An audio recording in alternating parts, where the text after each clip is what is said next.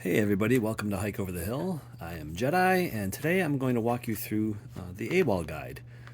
Some of you might never have heard of the AWOL guide, or maybe you have heard of it, but you don't know what it's about, or you don't know how to use it, you don't know what the benefit of it is. So I thought I'd walk you through that.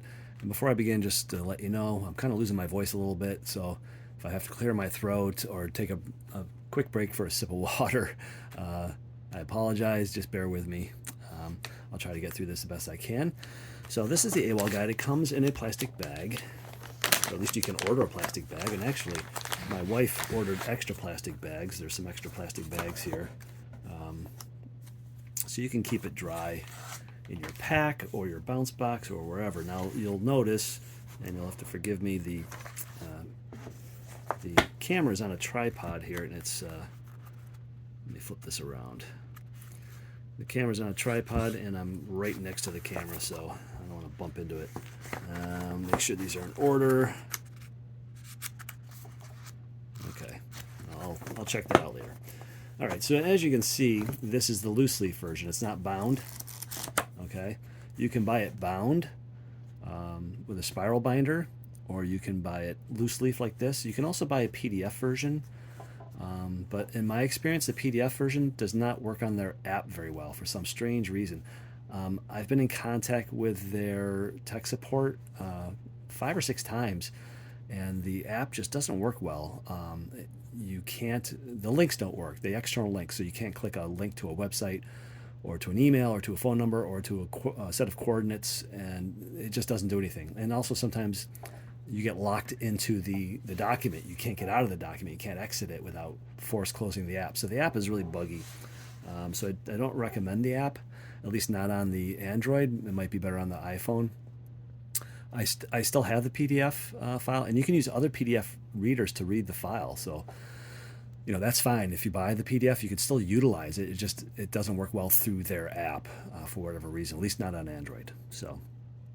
But we're going to talk today about the physical AWOL guide. So this is known as the AWOL guide, as you can see down here. It says David Awol Miller. He was the guy who started it. Anti-gravity gear here, they're mentioned. They are now the ones who update this guide. So I highly recommend, if you're going to do the Appalachian Trail, to get a guidebook, whether it's this one or there are others. There's one, I believe it's called the AT Data Guide or AT Data Book. I haven't used that one. It's a similar idea. They're both kind of similar ideas. They do things a little bit differently, but it's the same idea. So before I open it up and kind of walk you through it, I just want to explain, I'm not going to carry this entire guidebook with me on the trail. What I'll do is I'll keep most of it in my bounce box, and I'll talk about my bounce box on another video. But I'm going to keep about probably 200 to 300 miles worth of pages in my pack inside one of the plastic bags to keep it dry. And then whenever I get to the next town where my bounce box is, I will remove from the bounce box the next set of pages that take me, up to the next 300 miles, and I will discard any pages for trail that I've already passed. So once I'm past that section of trail, I don't need those pages anymore, so those will be discarded. I'll either discard them when I get to town, or I suppose, give them away to a hiker going the other direction, or I could just burn them in a campfire ring, because it's just paper and it would burn very cleanly and not leave any residue or trash behind. So let's get into it. Now, before I open this up, I just want to say it does not come highlighted. I highlight any of the highlighting you see, that I did that, okay? And I'll explain that highlighting here in a moment. So obviously we don't need the cover, but on the inside of the cover, they kind of explain what all the little icons and symbols mean. And again, this highlighting is something that I did. So this is a good reference for you, and also the abbreviations, how they abbreviate things in the guide. So that's right inside the front cover. I'll set that aside.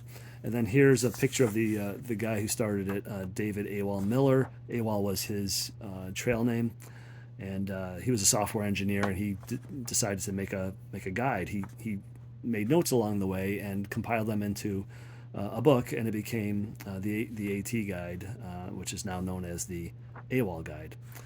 So this just gives credits to people on table of contents and so on and so forth. Then there's an explanation about how to read the book, and you can see what their nomenclature is and understand how they've abbreviated things and how they've arranged things and what everything means. So it's an important page to familiarize yourself with. And then they'll have some maps. This is an unusual section where this is just about the mass transit routes along the trail. And then they have another one here for other mass transit routes. So it explains how you can get to the trail from various points, various cities that are nearby. Again, here we're talking about getting to Springer Mountain, and there's all kinds of advice about shuttles and so on and so forth. I'm not going to go through those. So now we're getting into the heart of the guide. So let me kind of show you how the guide works here.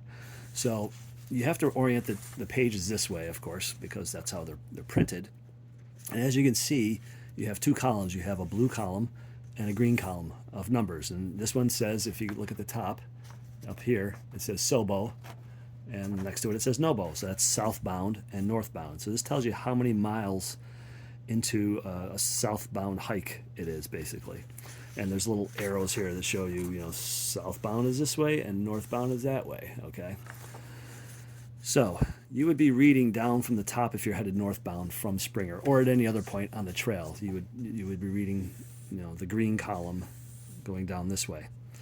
So for instance, we start out at mile 0 at Amicalola Falls State Park, because that's where they recommend you start your hike.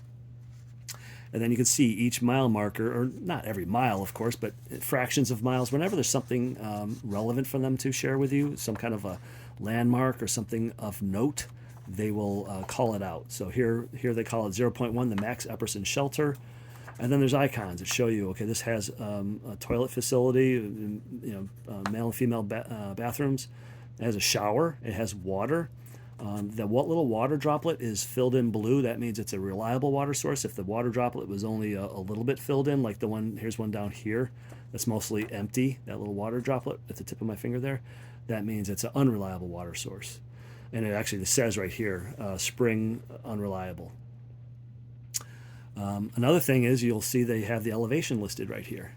So you have on the right-hand side how high up you are going to be. And in case you're not good with numbers, if you orient the page this way, you can actually see the elevation change. That's that gray line going across the page. So that gives you an idea of what your elevation's like. And incidentally, each one of these items that's called out corresponds to that point on the elevation profile. So in other words, at mile 0.7, there's a staircase, right? And that crosses the gray line right here, so that 2216, so that's 2,216 feet in elevation.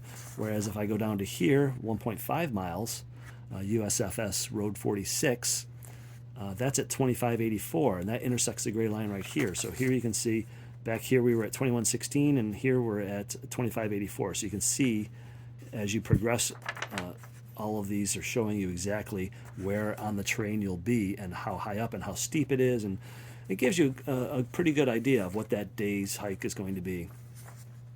Another thing you'll notice is they have these little bear icons here. So wherever you see a gray bear icon, that means that there's been bear activity in that area. So just be aware of that and just kind of be on alert for any bear activity. And if you're going to camp in those areas, especially, you want to protect your food and all your smellies, obviously. Go on here to another page, and they start to get a little, a little more detailed and heavier. As you can see, there's a lot more stuff here. So there's tons of information on these pages. Some things are color coded. The shelters are written in red, as you can see here: Woods Hole Shelter and Blood Mountain Shelter. Another thing they do is, if you can see here, it tells you how far off the trail it is. So this is 0.4 miles west of the trail. You'll see there's a number here, 24.9, with an arrow pointing left. That means 3 shelters ago, 3 shelters ago, the shelter is 24.9 miles. 2 shelters ago, there's a shelter at 19.6 miles, and the previous shelter was at 12 miles. So this just gives you an idea how far you came from the previous shelter. And then the arrows pointing to the right say how far to the next shelter. So 1.2 miles to the next shelter, and then 10.3 to 2 shelters, past where you are, and then 15 miles, 3 shelters past where you are. So for instance, this says 1.2 miles to the next shelter. And sure enough, if we look here, Blood Mountain Shelter is at 28.9, and the Woods Hole Shelter was at 27.7. So 27.7 is 1.2 miles away from 28.9, obviously. 28.9 minus 27.7 is 1.2, and that's why this says the next shelter, the right arrow, meaning You're moving forward, you're moving northbound, is 1.2 miles to the next shelter, and here it is right here.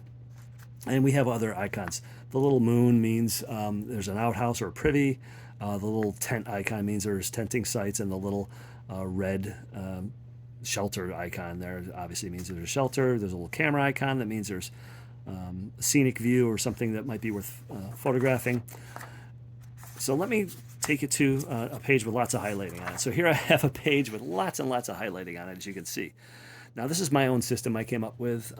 They do not do this, and this is one thing I think they can improve upon, which is color coding things. I came up with my own coding system, so I have 6 colors. I have pink, orange, yellow, green, blue, and purple. So the pink is where I highlighted anytime there's fuel. So you can see there's pink all over here when there's fuel available. So I can at a glance look at a page and say, where can I get fuel on this location or in this town, and how far away is it? The next is orange. Orange is where I can charge up my electronic devices or my battery pack. So that's a little battery icon there, those little orange spots. So again, at a glance, I can see where I can charge my rechargeable items. Yellow is it's a little icon of a hanger. That just means there's laundry available. So there's a laundromat or there's a washer and dryer available at that location. So I know I can do my laundry. Green is a little shopping basket or a shopping cart. A shopping basket means a light resupply, so that might be a gas station or a convenience store, whereas a shopping cart would be something full, like a full-blown supermarket or like a Walmart with a grocery section. So wherever I see green, I know that that's where I can get some resupply. Next we have blue. Blue are the little envelope icons, and that means that I can send a package there. They will accept packages, that location. It doesn't mean it's free. Some locations charge you a nominal fee, $3, $5. Although I have seen some that will charge up to $15 to hold a package for you, which is absurd. But that's how I can see where I could potentially mail a package or have a package mailed to me. And then purple are the lodging options. So it's a little person sleeping in a bed or 2 people sleeping in a bed. Well, 1 person sleeping in a bed usually means a single person room, like a motel, or excuse me, a hostel with single person rooms, private rooms. The little bunk bed with 2 people sleeping on it, that means it's a bunk. It's either hostel where there's bunk beds, or you're basically sharing rooms with people that are sharing a sleeping space with people. Excuse me. So that's my system. I also highlighted on the maps. So at a glance, I can look at the map and I can see, okay, here's where all the lodging is, the purple. Here's where all the resupply is, the green. There's where I can do my laundry, the yellow. There's the blue for the post office. There's another green down here. Here's where I can recharge. Now, they don't put every icon. All the icons that are on a page like this are not on the map. They generally do not put, they're not going to put the water sources. They're not going to put the recharging locations generally. They're not going to put the locations with computers more often than not. Sometimes they will. If there's a library, they'll indicate the fact that they have a Wi-Fi or whatnot. But generally, the maps just show post offices. They won't show everywhere that'll take a package. That's listed over here on the side where the detail is. They'll show the resupply, where you can buy food and other supplies, outfitters and so on. They'll show laundry. Okay. They won't show the canister fuel. That's going to be shown in the detail over here. But that's how that works in a nutshell. Here's another little map. These maps are really handy when I get to a town. It's going to be great to be able to pull this up and just see at a glance, just get a visual sense of where things are located in relation to each other. And there's a lot of other icons, as you can see, that I did not highlight. There's one that indicates a pharmacy. There's some that indicates a restaurant. One that indicates a bar or a brewery. One that indicates hardware stores. The little outfitter is a little guy with a backpack and a hiking stick. $sign, that means there's an ATM available there. So anyway, that's basically how the guide works. There's other information along the way too in the guide. So here we have some information about water sources. Here's a little blurb that explains about their short URL system that will always take you to the correct page for a business. Different pages have different information. Here's one that talks about enterprise rent-a-car. here's along the way. Sometimes they'll talk about, this one's talking about a type of mineral rocks. They'll have some that talk about the types of flowers or foliage that you'll find. Here's one, they're advertising their profile maps. Here's one, an example with flowers. So you can helps you identify different flowers or different plants along the way. They'll have other information here about the Great Smoky Mountains. Just they try to cram a lot of information in these pages for you, so that you know you're well informed along the way, or at least you should be. If you're using the guide as intended, you will hopefully not be making a lot of mistakes and screwing things up and not having things where you want and so on. So here's Hot Springs, North Carolina, considered one of the favorite towns of a lot of hikers on the Appalachian Trail. A lot of stuff located very close together. So you've got lots of lodging options. Those are all the purples. You got lots of resupply. Those are all the greens. You got the post office right there in town. Very handy. Anyway, that's how the guide works. I mean, there's not much more to show you other than that. As you can see, it's just more and more of the same. But I went through it with one color at a time, and it was time consuming. But I did it. It's the kind of thing you can do while you're watching TV, while you're watching a game, if you're a sports enthusiast. Take your colors and color code it however you want. But this is my system for my benefit, so that when I glance, I can just see at a glance. I don't have to hunt through. Now, where are all the shopping carts? Where are all the hangers for my laundry? Where's I can glance. Oh, is there a power place here? Oh yeah, orange, boom. I can see at a glance. Oh, where am I going to drop my mail? Oh, here's the post office, boom. So everything's very, very easy to find this way. And as I said, I will only be taking about 300 miles worth of page, somewhere between 200 and 300 miles worth of pages with me. So that'll cover me for 2 to 3 weeks of hiking, and then I will retrieve the next section of pages when I reach my bounce box. So that's it, folks. I hope you enjoyed it. I highly recommend you get at least the paper version. If you want to get the PDF, you can. I have it. I'm going to keep it on my phone just as a backup in case I need it again, because I will be discarding pages after I pass that section and I no longer need them. I will discard the paper pages, but I will have the PDF in case I need to go back and refer to that previous spot for any reason at all. Let's say I leave something at a hostel and I need to call them again. Oh my gosh, I think I left something back there. I got to call them and have them mail it ahead for me. So anyway, that's it. Thanks for watching. I hope you enjoyed it, and hope to see you out on the trail. Okay, bye guys.